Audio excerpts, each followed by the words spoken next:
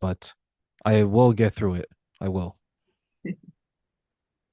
So today we're going to talk about some exciting news that you've mentioned to me, not only in regards to what you've been through, but you're actually looking to bring it to a wider audience. So do me a favor because I want to get right into that. But before we do, reintroduce yourself to my audience a little bit about who you are and, of course, where they can find you. Thank you. My name is Lorina. I'm a mother of three children, an author, and nationwide advocate. And you could find me on Facebook. It's author Lorina Troy is my author page, and that's how people usually get a hold of me.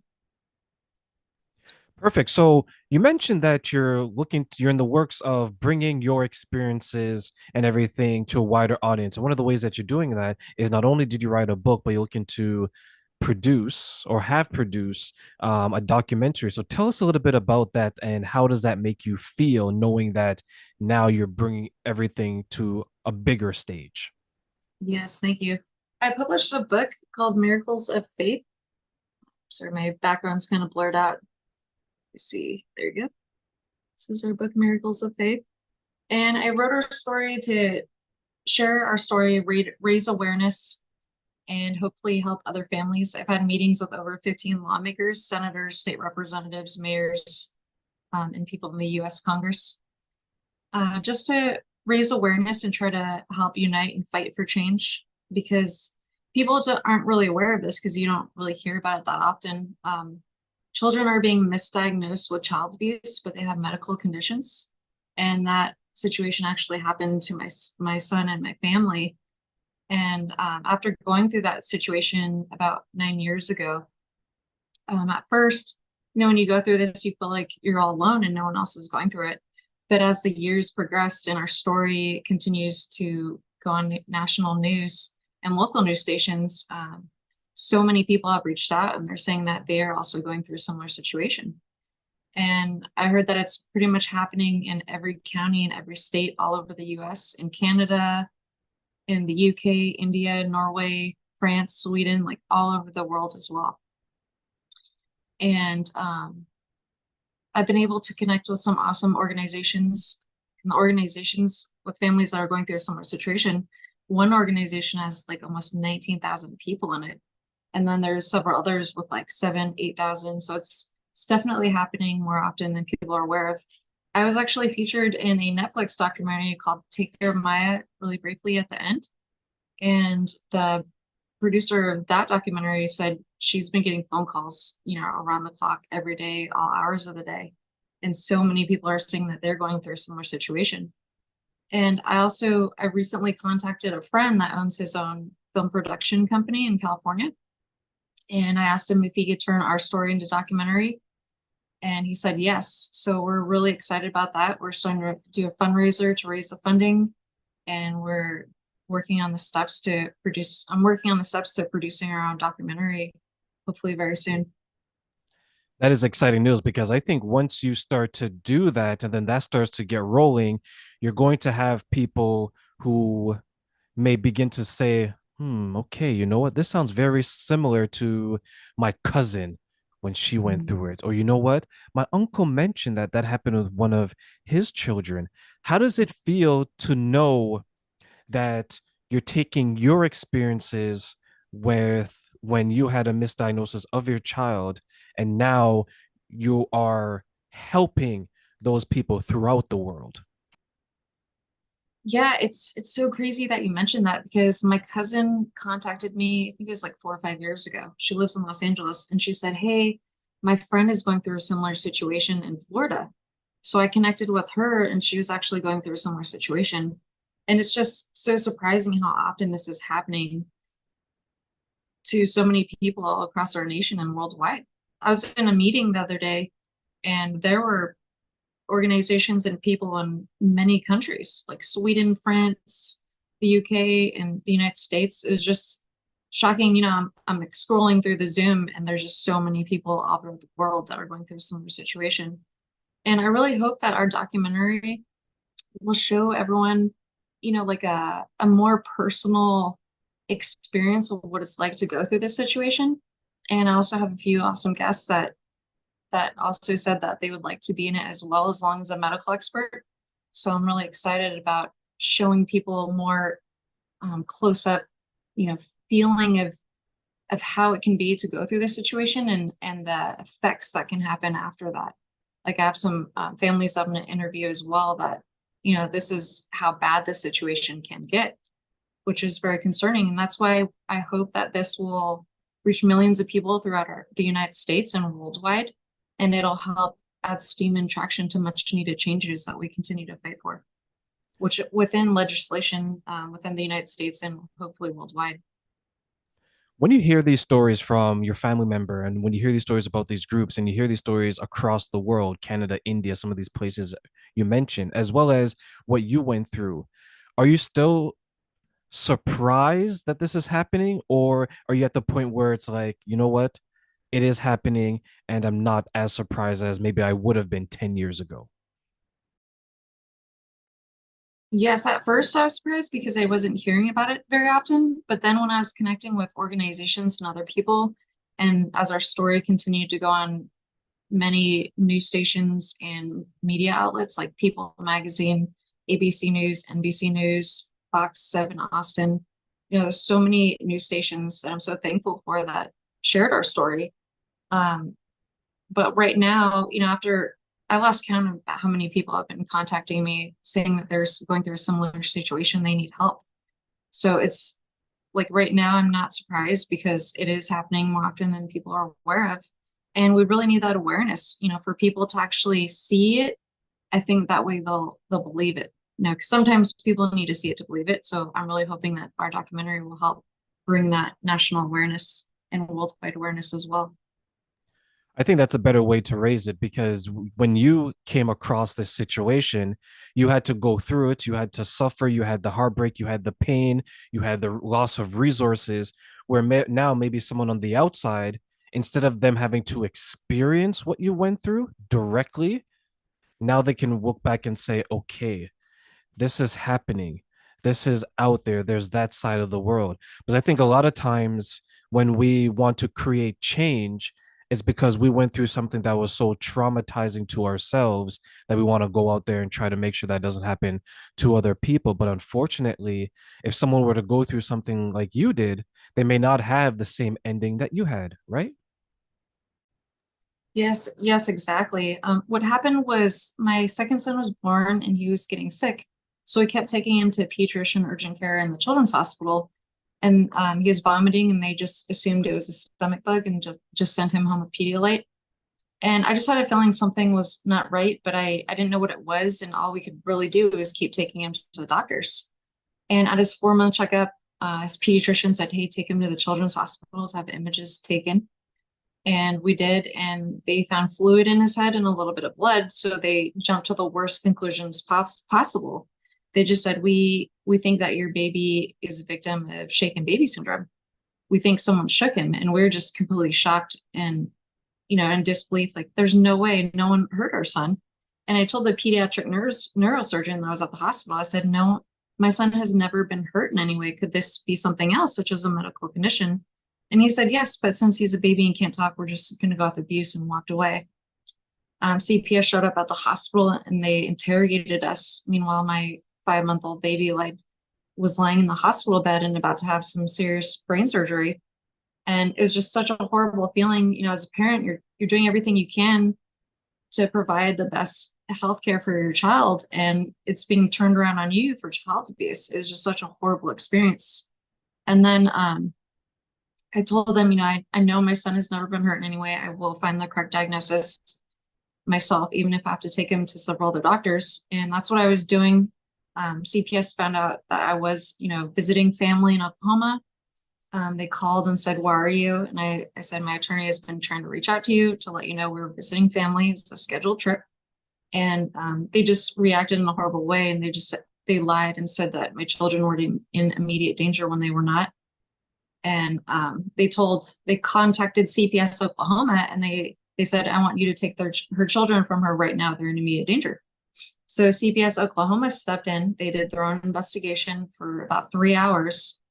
And they said, I deem your children safe. I will not take them from you. And you're taking them to the doctors here in Oklahoma too. That's great. But CPS Texas wouldn't accept that. So they illegally crossed state lines and showed up with the sheriffs and just ripped my baby and my 4-year-old out of my arms and just took them, drove off in a car and placed them into foster care. And I had to hire my own attorneys to fight to get my children back. And it took 5 months. It was such a horrible experience. Like, I can't even explain the pain and emotional heartache that a parent feels when you don't have your children and you don't know who they're with, where they are, if they're okay, if they're scared. And then a few months later, they actually also wrongfully charged their father with 2 serious felonies of injury to a child. And he had a top secret government and military security clearance. So it was just such a horrible feeling because they destroyed our lives. And then my children were returned to me after 5 months. We fought with our attorneys, and thankfully, they realized since my oldest son lost 20 pounds within only 6 weeks of being taken, and he was showing signs of sadness and depression. I was told by CASA that my baby would cry all day in foster care, and he had headaches.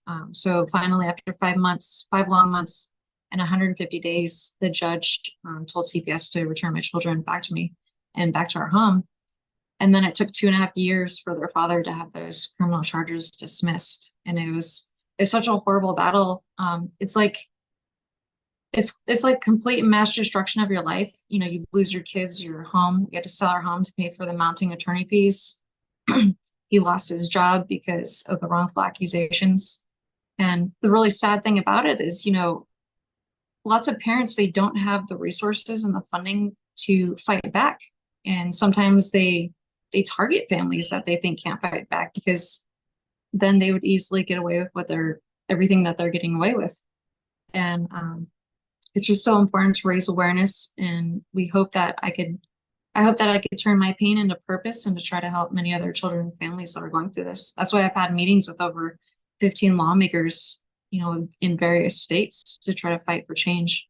In Texas, we had a law passed that would allow parents a second opinion before wrongful and traumatic removal. I believe it was SB 1578. And I hope that can be a federal law someday, nationwide and hopefully worldwide. When you look back on what you just shared and you're progressing forward and you're looking to create the change that you want and you're on the path to doing so, do you have any thoughts that maybe CPS will come back and try to take your children again? I had a discussion with my attorney about that, and they really don't like when that light is shined upon them. And especially since our story has been in the news so many times, and I have had meetings with many lawmakers. Sometimes they do try to retaliate against families, which is not right at all, but we choose not to live in fear and continue to stand on the truth, and the truth will set everyone free. Like, we did nothing wrong. That's what's so shocking is like you're doing nothing wrong, and many parents are doing nothing wrong, but yet their children are being illegally taken, and then they're being charged with some serious felonies. I know a mother that was actually wrongfully convicted, and she has 2 young daughters, and she was convicted with 16 years in jail, and she's in fact innocent. So people don't really realize, you know, some people lose their children forever.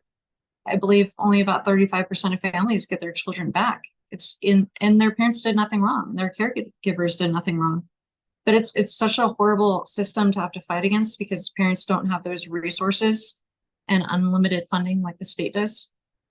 And a lot of times these doctors that are misdiagnosing children with abuse, it's a conflict of interest because it's like they're working for CPS and they're getting paid by the state. So it's a huge conflict of interest and it's very concerning. And hopefully that'll change someday as well. Sometimes I when I think about things like this and when it comes up in the news here and there, I look back and I start to analyze, okay, when it comes to certain crimes, I think for most people, anything that involves children, a lot of people are very sensitive to that, right? Like, oh my God, how can someone do that to a child? Let's say, for example, kidnapping, or if you say like child abuse or sexual abuse on a child, it's very shocking to a lot of people because a lot of people are protective of children because for the most part, they Yeah. think of them as unable to protect themselves.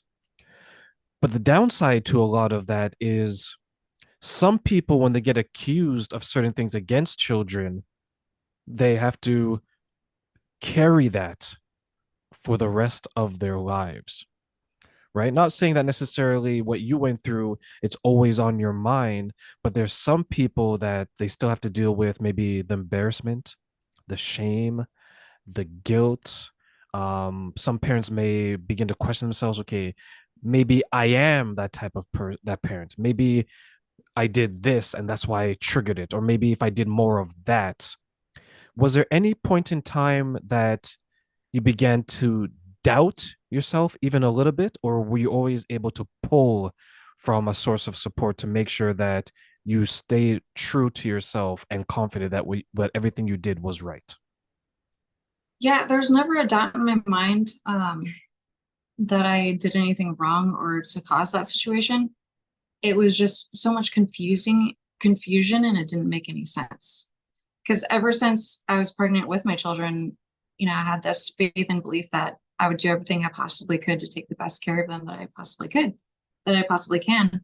And every day that I had my children, they're my first priority, and all their needs were more important than my own. Like if I was hungry, I'd feed them first. That's just how I was raised. Children need to eat first, and you take care of their needs first, and then your own, especially since they can't. And that's the thing is, like, I understand that there's child abuse, and by all means, yes, go save those children. But in our case and a lot of other cases, there is zero evidence of any child abuse. So it's like, it doesn't make any sense how this horrible, horrific situation can happen when there's absolutely zero evidence of any child abuse. And it was in the medical records. So it was in the medical records and it was hidden from us, and they never told us anything. My son had a birth injury, and the birth hospital put it in the medical records, but never told us.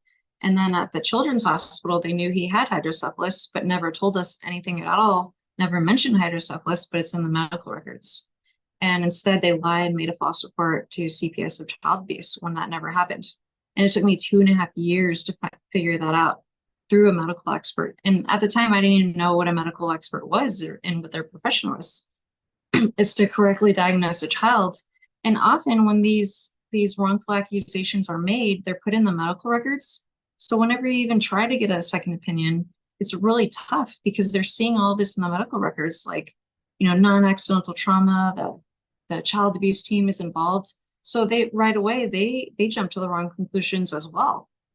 And the Children's Bureau did an investigation. They did a report that said about 91% of child abuse cases are found to be false and unsubstantiated. 91%. So it's a huge number, and that's very concerning. So it's like all these reports about child abuse, only about 9% of them are actually true. And 91% of them are false and found to be unsubstantiated, just like what happened with us. It was found to be unsubstantiated.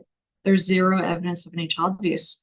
Children are having, honest to God, medical conditions, and they're being so easily misdiagnosed with child abuse. And that's very concerning because the emotional trauma, people don't realize that. Like, I've heard, like, oh, just take the kids as a precaution, maybe you might be saving a life.